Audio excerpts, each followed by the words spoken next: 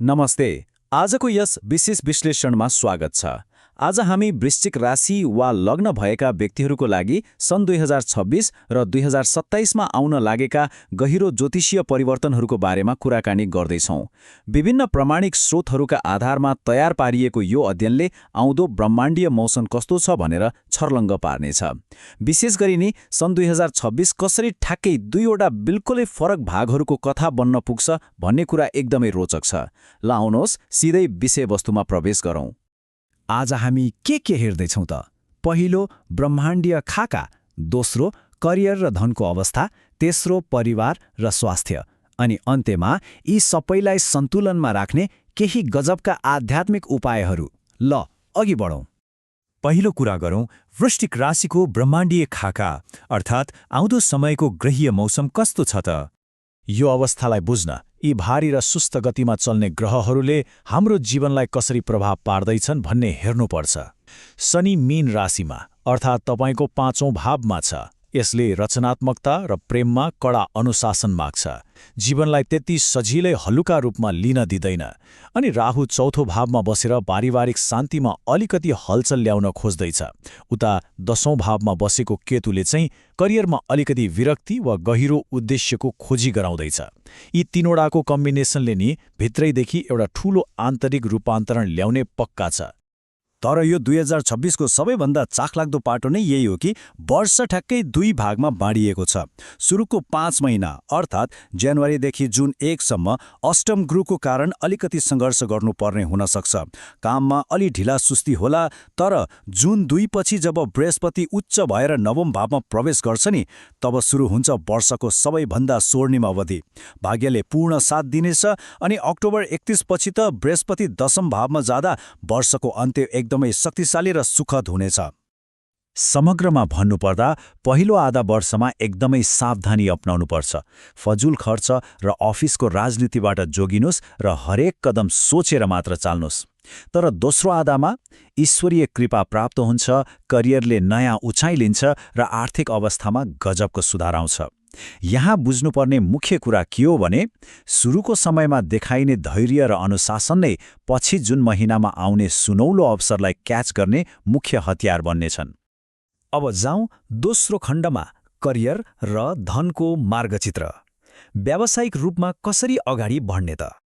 यदि तपाईँ सरकारी सेवा, प्रशासन, रक्षा, ब्याङ्किङ, आइटी वा कानुन र चिकित्सा क्षेत्रमा हुनुहुन्छ भने यो वर्ष एकदमै विशेष छ। सुरुका महिनाहरूमा नयाँ जोखिम नलिनुहोला। आफ्नो अहिलेको पोजिसनलाई मात्र सुरक्षित राख्न फोकस गर्नुहोस्। तर जब जुन महिना लाग्छ नि, तब रणनीतिक बढुवा वा प्रमोसनको लागि एकदम सही समय सुरु हुन्छ। सुरुको संयमताले नै पछि ठूलो फड्को मार्न सहयोग गर्नेछ। 10औं भावको केतुको प्रभाव साँच्चै नै गजबको हुन्छ। बाहिरबाट हेर्दा तपाईँको करियर एकदम राम्रो चलिरहेको हुन्छ, सफलता मिलिरहेको हुन्छ, तर भित्रभित्रै चाहिँ म के गरिरहेको छु जस्तो लाग्न सक्छ। पैसा वा पदले मात्रै सन्तुष्टि दिँदैन। तपाईँलाई समाजको लागि केही अर्थपूर्ण, सत्यमा आधारित वा सिद्धान्त प्रेरित काम गरौँ भन्ने भित्री रुटुटी जाग्न सक्छ। यही कारणले धेरैजना वर्षको अन्त्यसम्ममा अध्यापन, मार्गदर्शन वा गहिरो अनुसन्धानतिर आकर्षित हुने सम्भावना रहन्छ। अनि यो अङ्क 8लाई चाहिँ एकदमै ध्यान दिएर सम्झिनु होला है। 8औं भाव जुन 1 तारिकसम्म बृहस्पति यहीँ बस्नेछ। यसको सिधा अर्थ के हो भने यो समयमा शेयर बजार जस्ता जोखिमपूर्ण ठाउँमा लगानी गर्ने वा कागजपत्र बिना कसैलाई पैसा साप्टिदिने काम गर्दै नगर्नुहोस्। पैसा डुब्ने एकदमै उच्च सम्भावना हुन्छ। सुरुका 5 महिना नयाँ पैसा कमाउने भन्दा पनि आफूसँग भएको पैसा जोगाउनेतिर फोकस गर्नुपर्छ। व्यापार गर्नेहरूका लागि भने एउटा जादुई समय आउँदैछ। सेप्टेम्बर 18 र अक्टोबर 30 को बीचमा बन्ने नीच भङ्ग राजयोग। यसले कसरी काम गर्छ भने सुरुमा कुनै डिल एकदमै तनावपूर्ण र असम्भव जस्तो देखिन्छ, अब बिग्रियो जस्तो लाग्छ, तर अचम्मको कुरा त्यही कठिन परिस्थिति अन्ततः एकदमै फाइदाजनक सम्झौतामा परिणत हुन्छ। त्यसैले यो शरद ऋतुको समयलाई क्यालेन्डरमा मार्क गरेर राख्नुहोस् र सुरुमै हरेस नखानुहोस्। अब कुरा गरौँ परिवार, प्रेम र स्वास्थ्यको, अनि 5औं भावमा आवश्यक पर्ने अनुशासनको। प्राचीन ग्रन्थ बृहत पराशर होरा शास्त्रको यो भनाइ मलाई एकदम मनपर्छ। 5औं भावमा शनिले बुद्धि योग बनाउँछ रे। यसको मतलब शनिले यहाँ तपाईँको स्वतन्त्रता वा रमाइलो खोज्न खोजेको होइन, बरु कडा अनुशासन र धैर्य सिकाएर तपाईँको वास्तविक बौद्धिक र रचनात्मक क्षमतालाई बाहिर ल्याउन खोजेको हो। अल्छीपन त्याग्ने र आफ्नो कुनै सोख वा प्रतिभालाई सिरियसली लिएर मेहनत गर्ने बेला हो यो। प्रेम र सम्बन्धको कुरा गर्दा पनि नि ब्रह्माण्डले अहिले अलिकति गम्भीरता खोजिरहेको छ।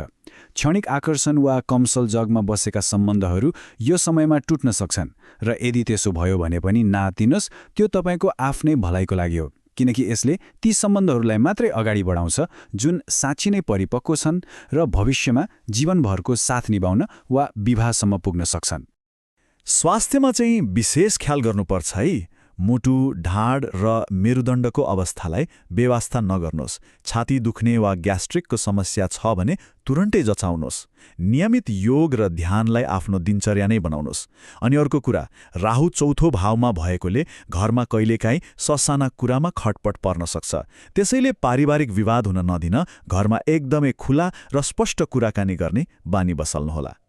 अब यी सबै कुरा सुनिसकेपछि तपाईँलाई लाग्न सक्छ सुरुको यो उथलपुथललाई सजिलै कसरी पार गर्ने र त्यो जुन महिनापछि आउने स्वर्णिम अवसरलाई कसरी पूर्ण रूपमा आफ्नो मुठ्ठीमा पार्ने त। यसकै लागि आउँछ हाम्रो अन्तिम खण्ड, आध्यात्मिक उपाय र मार्गदर्शन।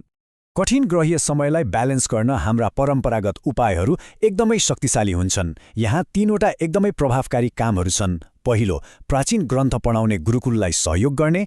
दोस्रो, रैथाने गाई पाल्ने गौशालाहरूलाई मद्दत गर्ने। र तेस्रो, अनाथालय वा वृद्धाश्रममा गएर सेवा गर्ने। यी कामहरूले नि प्रतिकूल ग्रहहरूको नराम्रो असरलाई सिधै काटिदिन्छन्। भनिन्छ नि, निस्वार्थ सेवा नै सबैभन्दा ठूलो ग्रह शान्ति हो। दान र सेवाको साथसाथै दैनिक रूपमा गर्न सकिने अभ्यासहरू पनि छन्। दिनहुँ हनुमान चालिसा पढ्नुहोस्, यसले गजबको ऊर्जा दिन्छ। हरेक सोमबार भगवान शिवलाई रुद्राभिषेक गर्नुहोस्। मानसिक शान्तिको लागि योभन्दा उत्तम केही छैन।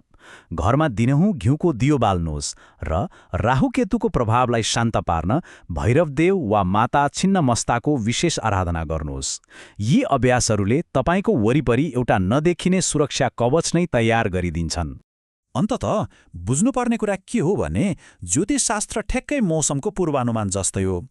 बाहिर पानी पर्न लाग्यो भने हामीले पानीलाई त रोक्न सक्दैनौँ नि, हैन र? तर छाता ओढेर बाहिर निस्कने वा प्रशस्त बालीको लागि सही समय कुरेर बिउ रोप्ने निर्णय त पक्कै गर्न सक्छौँ। 2026 को सुरुवाती भारी अनुशासन र सङ्घर्ष पनि त्यस्तै हो। यसलाई एउटा तयारीको समय मान्नुहोस् जसले तपाईँको आउँदो गहिरो सफलताको लागि एकदमै मजबुत जग खन्दैछ। अब यो विश्लेषणको अन्त्यमा म एउटा प्रश्न छोडेर जान चाहन्छु। जुन महिनादेखि सुरु हुने त्यो स्वर्णिम अवधिको लागि पूर्ण रूपमा तयार हुन आजैबाट तपाईँ कुन नयाँ अनुशासन अँगाल्न सुरु गर्दै हुनुहुन्छ त? कृपा र प्रगतिको ब्रह्माण्डीय ढोका त पक्कै खुल्दैछ, तर तयारी त आजैदेखि अहिले नै सुरु गर्नुपर्छ नि, होइन र? विचार गर्नुहोला, धैर्य गर्नुहोस् र निरन्तर अघि बढ्नुहोस्।